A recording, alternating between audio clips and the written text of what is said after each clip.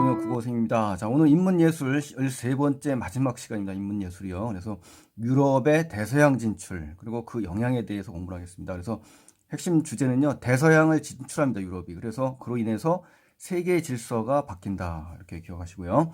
일문단의 내용 가겠습니다. 자, 유럽이요, 대서양 진출의 세계사적으로 어떤 의미를 갖고 있는지, 이거에 대해서 이제 보겠습니다.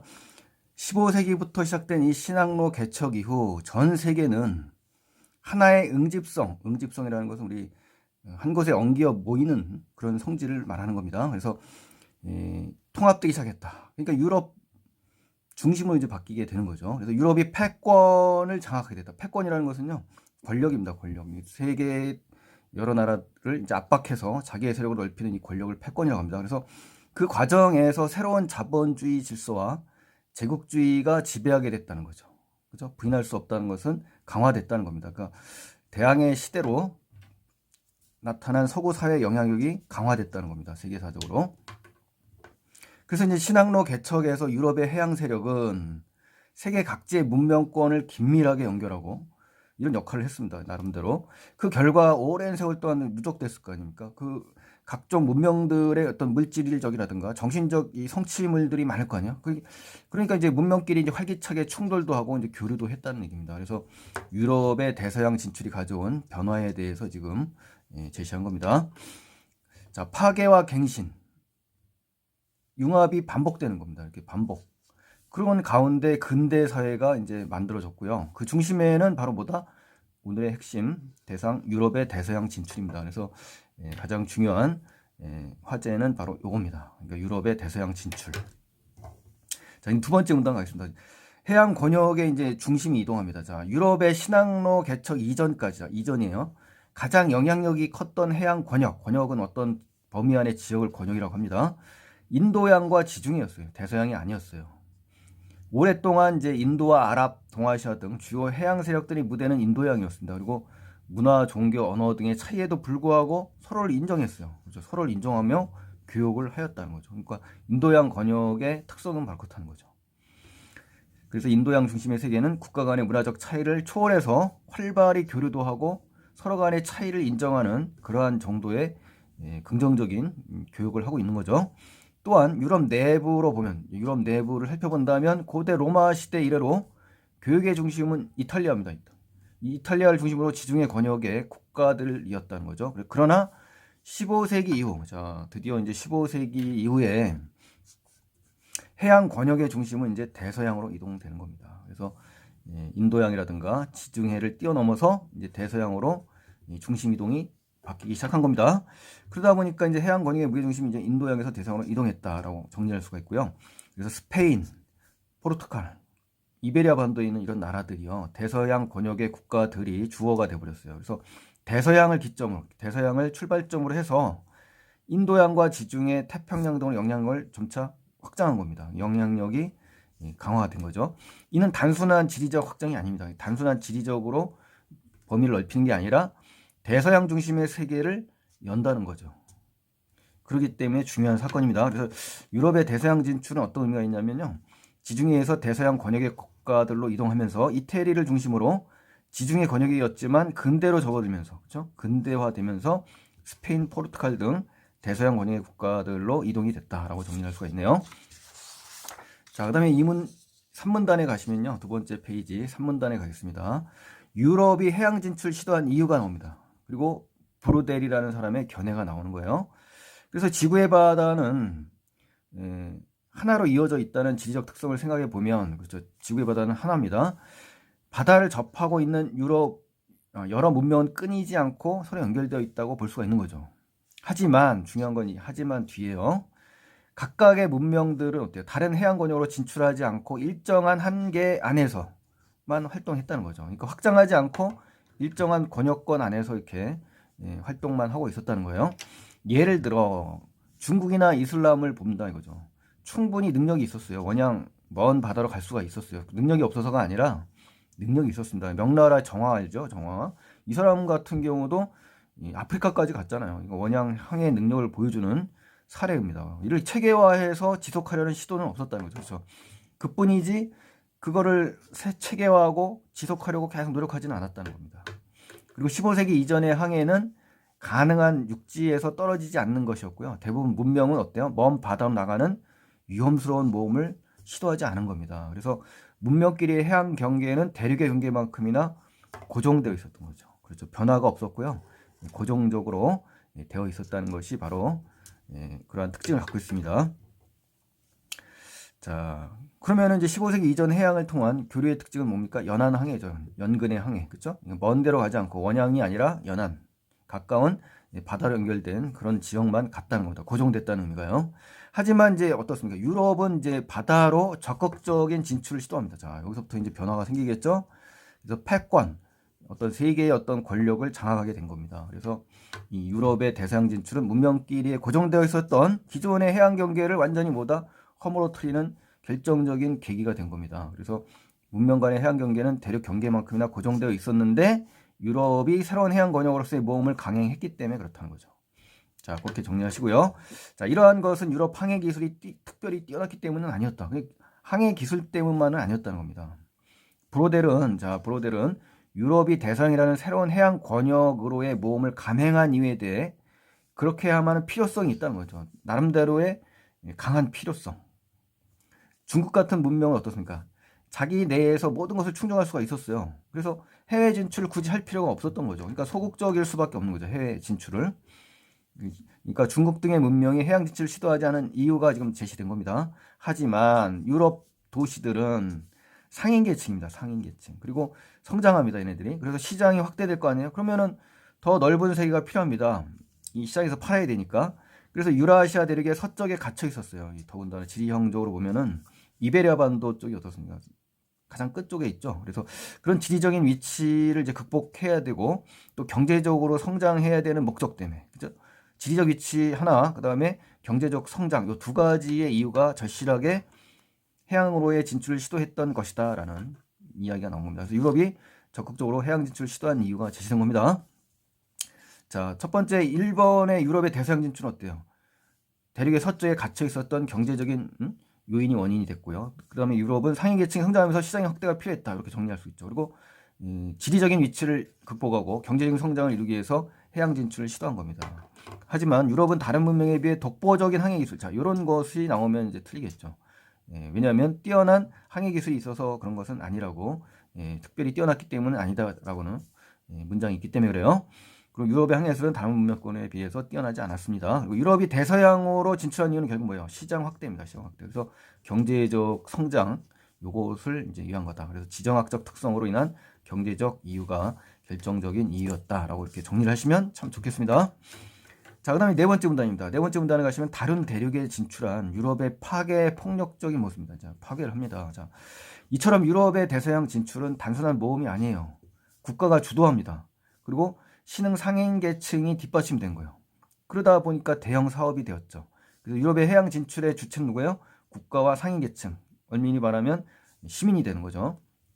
하지만 안타깝게도 어때요? 서로 다른 문명 간의 만남은 그 모습이 부정적인 파괴적인 모습으로 드러납니다. 안타깝죠. 그래서 다른 대륙으로 진출한 이 세력들은 어때요? 모두 유례가 없어요. 전례가 없고 이전에 있었던 사례가 없었을 정도의 가공할 만한, 아주 두려워하고 놀랄 만한 공포스러운 이런 폭력을 가했습니다. 그래서 유럽의 해양 진출의 이 부정적인 모습이 단적으로 드러났는데요. 많은 이민족의 피해가 발생을 합니다. 그래서 다른 문명에 대한 이해나 존중이 결여된 겁니다. 부족한 거죠. 이해를 해주고 상대적으로 존중을 해줘야 되는데 그게 없었던 거예요. 유럽인들은 자신과 다른 문화라든가 다른 인종의 존엄성을 부정해버립니다. 그러다 보니까 비극이 생기는 거죠. 그래서 다른 문명에 대한 유럽인의 태도는 존엄성을 뭐한다? 부정한다 이거죠. 그래서 대서양에 접한 대륙들은 소위 유럽식의 혁신이라는 건요, 쇄신, 개혁을 얘기하는 겁니다. 그래서 완전히 바꾸는 겁니다. 그래서 강요당할 수밖에 없는 거예요. 그래서 점차 유럽을 중심으로 한 하나의 세계로 융합되어 가는 거죠. 아셨죠? 그래서 유럽을 중심으로 한 하나의 세계로 융합되어 가는 그런 상황이 된 거죠. 그래서 유럽의 대서양 진출은 어떤 의미가 있냐면요. 첫 번째 국가적 차원뿐만 아니라 민간, 그렇죠? 상인 계층들이니까 또 국가가 주도했고 시장의 확대가 필요했던 이 상인 계층이 이제 결합이 된 거예요. 그래서 콜럼버스 있죠. 예를 들면 콜럼버스가 신대륙에 도착한 이후에 어떻습니까? 행동들이 어때요? 상대방의 존엄성을 부정하는 데서 많은 비극적인 폭력이 가해졌습니다. 그리고 콜럼버스는 시내륙에 도착한 이후 원주민을 탄압했습니다. 그리고 착취해요. 그러니까 바로 보다 파괴적 폭력의 사례가 되는 겁니다. 이러한 모습이 발생한 이유는 뭡니까? 유럽인들이 다른 문화와 다른 인종에 대해서 뭐요? 같은 인간으로서 존중하지 않는 상대의 존엄성을 부정하는 그런 비극적인 그런 가치관 때문에 그렇습니다. 그래서 유럽의 해외 팽창이 결국은 어때요? 국가주도 사회였다는 거죠. 유럽의 해외 진출이 경제적 이유 때문이 아니라는 것을 보여준다. 이 장면이 경제적인 이유 때문입니다. 그래서 이런 식으로 시험에 함정에 걸리지 않도록 조심하시기 바랍니다.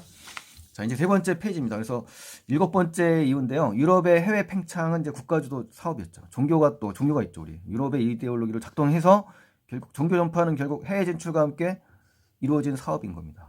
그리고 유럽의 해외 진출의 시작은 시장을 확대하고 경제적으로 성장하는 이유다. 이 두 가지를 정확하게 기억해 주세요. 자, 5문단으로 가겠습니다. 5문단. 유럽의 대서양 진출에 대한 메이닝이라는 사람의 견해입니다. 메이닝. 해양 권역의 중심 이동에 따른 질서 형성을 유럽이 주도했죠. 하지만 이를 유럽의 세력 확장으로 볼 수는 없다. 그러니까 이 사람의 견해는 이제 세력 확장으로만 볼 수는 없다라는 이야기를 합니다. 그럼 뭐냐? 항해술 발달 이후 모든 발전을 가져왔다는 식의 기술 결정론이나 지리상의 발견이라는 유럽 중심주의를 그대로 받아들이는 단편적 해석의 위험성이 있기 때문이다. 그러니까 단편적인 해석을 해서는 안 된다라는 메이닝의 견해가 나온 겁니다. 즉 해양 권역의 중심 이동을 유럽의 세력 확장으로 보지 않아야 된다는 이유가 나온 겁니다. 이 때문이다가 그보다는 뭐냐? 지구의 모든 문명이 바다를 통해 만나게 되잖아요. 충돌하고 갈등하죠. 또 이해와 교류 등의 과정을 거치죠. 그래서 새로운 세계가 탄생하는 이런 변화 과정에 초점을 맞춰야 된다. 그러니까 유럽의 대서양 진출에 대한 메이닝의 새로운 관점과 시각이 지금 제시된 거네요. 그렇죠? 네. 뭔가 좀 중요해 보입니다. 이게 요 메이닝의 견해가. 자, 메이닝은 이제 유럽의 대서양 진출에 대해 단순히 이 아메리카 해안으로 이주한 것보다 훨씬 광대한, 훨씬 더 폭넓은 상호작용의 현장이다. 자, 이 용어 시험에 반드시 출제됩니다. 자, 상호작용의 현장이다. 이 의미가 이제 아주 중요합니다. 첫 번째, 왜 그러냐? 유럽의 대서양 진출은 이 문명 상호 간의 영향이 확대되잖아요. 그래서 새로운 세계 질서가 만들어지기 때문에 그렇다는 겁니다. 그럼 두 번째로, 새로운 세계 발견을 통해서 어때요? 사람들의 지리적 인식 확장, 이건 아니라고 그랬죠. 메이닝의 견해가 아닙니다. 아니에요. 그래서 메이닝은 뭐라고 했습니까? 지적 발견에 한정 짓지 말아야 된다 그랬어요. 새로운 세계 질서의 형성으로 봐야 된다. 자, 여기에 주목을 하셔야 돼요. 자, 3번. 유럽의 대서양 진출은 파괴적 양상으로 나타나게 되었죠. 문명의 갈등을 계속 확대했다? 이건 아닙니다. 왜냐? 문명의 갈등이 계속 확대했다는 말은 나와 있지 않기 때문에 그래요. 본문에요. 자, 네 번째. 유럽이 대서양 진출은 중국이나 이슬람 등 다른 문명권의 적극적인 해양 진출로 이어졌기 때문이다? 아니죠. 적극적인 해양 진출은 시도하지 않았습니다. 중국이나 이슬람들의 다른 문명권은요. 고정되어 있다고 그랬습니다. 자, 5번. 유럽의 대서양 진출은 다른 문명권과의 차이를 인정했다? 인정하지 않았습니다. 파괴를 했죠. 파괴. 존중하지 않는 상대방의 그 존엄성을 인정하지 않은 결여된 이런 모습으로 파괴를 했습니다. 자, 대서양 진출 유럽의 신세계 발견으로 보기보다는 그렇죠. 신세계 발견. 이게 뭡니까? 지리상의 발견인 거죠. 기존의 세계 질서를 변형시켰다. 바로 뭡니까? 어떤 그 훨씬 광대한 상호작용의 현장, 즉 새로운 세계의 질서가 형성됐다는 거죠. 그래서 이 나뉘어 있던 세계들을 하나로 모였다, 통합시켰다. 그래서 문명 간의 거친 만남, 그렇죠? 폭력도 있었고 융합도 있었고 이런 것들을 볼 때 거친 만남이라고 보는 겁니다. 그래서 메이닝의 생각이 단적으로 제시된 이 부분이 아주 중요한 포인트가 된다고 보고 학교 시험에 만약에 범위에 있다면 분명히 출제가 될 겁니다. 그래서 자, 6번째, 유럽의 대서양 진출이 세계사에 지닌 의미는 뭐냐? 결국 의미가 있다. 유럽의 대서양 진출의 첫 번째 모습은 분명 폭력입니다. 그렇죠? 위계 질서가 가득했어요. 그래서 하지만 그런 어두운 모습에서도 각 문명 상호 간의 영향은 지속적으로 확대됐다. 그렇죠? 훨씬 광대한 상호작용의 현장이라고 메이닝이 이야기를 했지 않습니까? 위에서. 그래서 유럽의 대서양 진출이 보여주는 또 다른 측면을 얘기하는 거고요. 15세기 이전에 유라시아 대륙과 아프리카, 아메리카 등은 어때요? 서로 소통이 안 되는 별개의 세계였죠. 고정되어 있으니까. 그렇죠? 유럽인들에게 아프리카 대륙은 오랫동안 미지의 땅이었으며 아시아 또한 어때요? 환상과 유언비어로 채색된 곳이었습니다. 그러니까 유럽의 대서양 진출 이전의 상황들을 제시한 거고요. 게다가 뿐만 아니라 아메리카 대륙은 그 존재조차 인식되지 않은 상태였죠. 이렇게 서로 떨어져 살아가던 각 대륙이었대요. 바다라는 공간을 통해서 연결된 겁니다. 그래서 세계사의 흐름에서 매우 긍정적인 변화로 볼 수 있다. 바로 여기서 긍정적이란 말이 나왔습니다. 그래서 이러한 서술 반드시 기억하셔야 돼요. 이처럼 유럽의 대서양 진출은 파괴적인 폭력이 있었지만 새로운 질서의 창조라는 상호 모순되는 현상이 동반된 것이다 라고 정리를 한 겁니다. 자, 그럼 이게 무슨 말이냐. 중남미 지역에 전파된 기독교가 있다고 합시다. 그럼 기존의 종교와 결합했죠. 그럼 폭력이 가해졌지만 그 속에서도 새로운 질서가 형성된 나타난 예가 바로 그거지 않습니까? 그래서 유럽의 대서양 진출은 일방적인 폭력 속에서도 새로운 질서를 형성하는 과정이었다고 보는 것이 우리 오늘 공부하는 거에 가장 중요한 핵심입니다.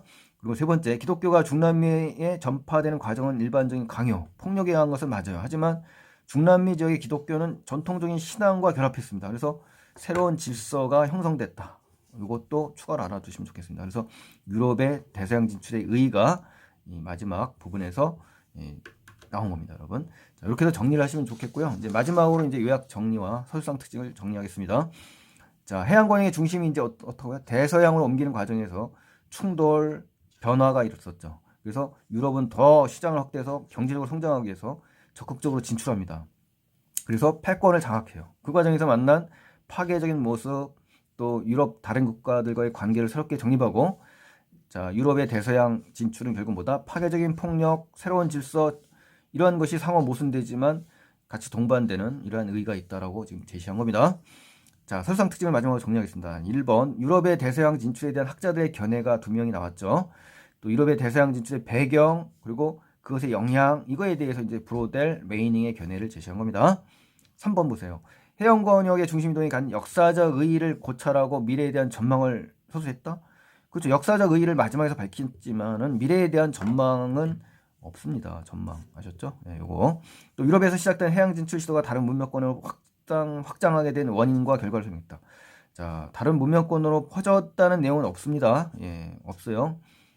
시도와 과정은 드러납니다. 하지만 유럽의 해양 진출 시도가 다른 문명권으로 퍼졌다. 아니죠. 또 여러 문명이 바다를 중심으로 새로운 질서를 형성하고 했던 과정을 설명하여 특성을 분석했다. 여기서는 유럽의 대서양 진출과 그 특징은 맞아요. 하지만 다른 문명권에서도 이렇게 시도를 했다는 내용은 아닌 겁니다. 그래서 여러분께서 시험 문제 풀 때 이런 대상, 주어 요거를 정확하게 기억을 해주셔야 되겠습니다. 구체적인 사례를 바탕으로 국가주도의 해양 진출과 민간주도의 해양 진출의 영향력을 비교한 건 아니죠. 그렇죠? 국가와 민간이 합작을 한 건 나옵니다만은 비교하는 부분은 없었다라는 거. 그래서 이러한 단어 하나하나 이런 것들을 체크하면서 정리를 하셔야 됩니다. 아셨죠? 네. 자, 그래서 오늘은 그 인문예술 마지막 시간 13번째 시간으로요. 유럽의 대서양 진출과 그 영향에 대해서 공부를 했습니다. 자, 그래서 오늘 구독 안 하신 분들은 반드시 구독 버튼을 눌러주시고요. 좋아요 버튼 눌러주시면 너무 고맙겠습니다. 다음 영상 또 뵙겠습니다. 고맙습니다.